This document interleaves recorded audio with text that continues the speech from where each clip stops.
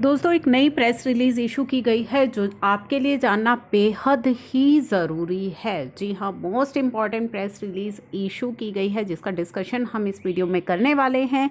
Video में आगे बढ़ने से पहले चैनल को सब्सक्राइब कर लीजिएगा, बेल आइकन को ज़रूर प्रेस कर लीजिएगा ताकि कोई भी इम्पॉर्टेंट अपडेट अपलोड हो उसकी नोटिफिकेशन आपको सबसे पहले मिले।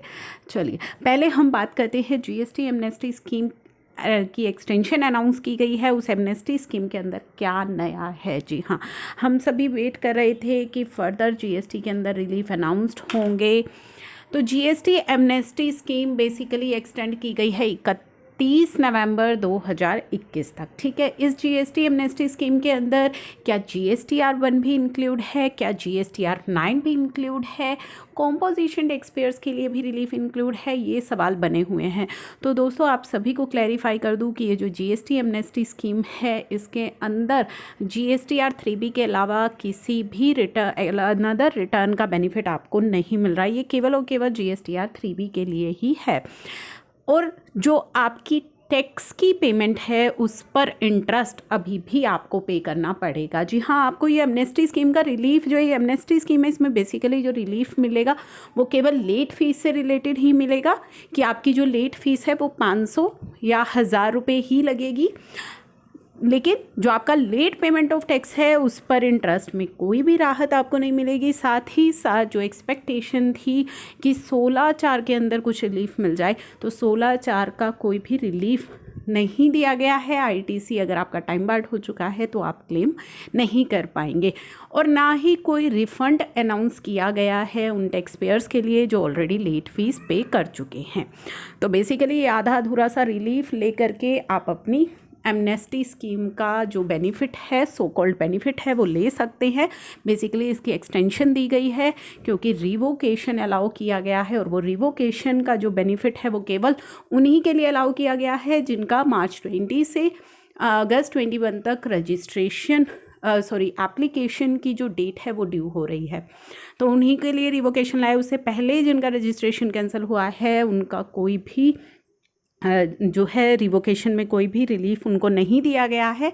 तो बेसिक मेरे पास जो क्वेश्चंस आ रहे हैं, कमेंट्स आ रहे हैं कि 2018-19 वालों के लिए, तो उनके लिए अभी कोई रिलीफ नहीं आया, केवल उन्हीं के लिए आया है रिवोकेशन का भी जिनका मार्च 20 से जो जिनकी एप्लीकेशन की जो ड्यू डेट है वो फॉल कर रही है मार्च 20 से अगस्त 2021 तक। तो ये 2 रिलीफ आधे अधूरे से अनाउंस किए गए हैं आप सभी के लिए। इसके अलावा अब हम डिस्कस कर लेते हैं इम्पॉर्टेंट प्रेस रिलीज़ जो इशू की गई है। तो बेसिकली एक स्पेशल ड्राइव लाई गई है। जी हाँ, ये स्पेशल ड्राइव किस लिए लाई गई है? ये प्रेस रिलीज़ आई है 1 सितंबर 2021 को।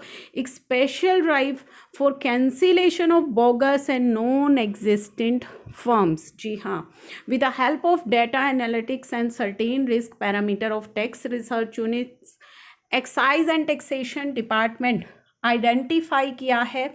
डाटा एनालिटिक्स के बेसिस पर, कुछ रिस्क पैरामीटर्स के बेसिस पर आइडेंटिफाई किया है 234 सस्पिशियस टैक्स पेयर्स हैं स्टेट के अंदर। And subsequently based on this formation a special drive जो है लगाई, स्पेशल ड्राइव है जिसमें कि फॉर इन्वेस्टिगेशन एंड इंक्वायरी होगी against this tax payers was conducted by the field formation from 10th August to 25th August. And it was found that out of these 234 taxpayer, 225 were physically verified, out of which 89 taxpayers जो हैं वो मिले हैं bogus, fake and non-existent. These fake and non-existent firm has a combined turnover of 1323.43 crore रहा है उनका turnover financial year 2021 का, और उन्होंने आईटीसी क्लेम किया है 303.63 करोड़ का from date of their inception. As a preventive measure ITC of this suspicious taxpayers का ब्लॉक कर दिया गया है और 35.52 lakhs की जो अमाउंट है have been recovered through ITC and cash so far. Further investigation is under process.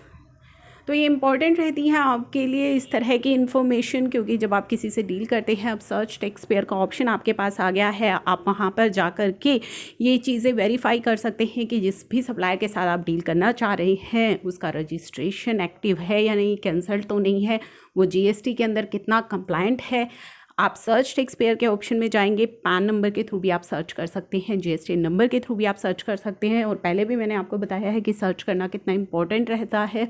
आप सर्च कर सकते हैं कि जो जीएसटी नंबर है उस पर उस सप्लायर का वो एक्टिव है या नहीं है, वो जीएसटी के अंदर कितना कंप्लाइंट है, उसका रिटर्न फाइलिंग स्टेटस वहाँ पे आपको दिखाई देगा, GSTR1 GSTR3 भी, तो वहाँ से चेक कर सकते हैं। तो किसी भी डील करने से पहले मेक श्योर कि इन छोटी छोटी चीज़ों का आप ध्यान रखें। It is reiterated that the government of Haryana has zero tolerance for fake and bogus firm, and appropriate action against under the act will be taken against people flaunting such bogus firm and recipient availing ITC from such bogus firm। तो action लिया जाएगा उन firms के against भी जो इन firms से ITC ले रही हैं। तो ये बहुत ही इम्पोर्टेंट अलर्ट है आप सभी के लिए, क्योंकि हो सकता है कि आप एक जेन्युइन टैक्स पेयर्स हैं, लेकिन जिनके साथ आप डील कर रहे हैं हो सकता है उन्होंने इस तरह की फर्म्स को क्रिएट किया हुआ हो। तो इस तरह की चीज़ों से आपको सावधान रहना है। तो अभी तक का इम्पॉर्टेंट अपडेट्स यही थे। फर्दर जो भी अपडेट शेयर होंगे वो मैं आपके साथ शेयर करूँगी। तब तक के लिए चैनल को सब्सक्राइब कर लीजिए।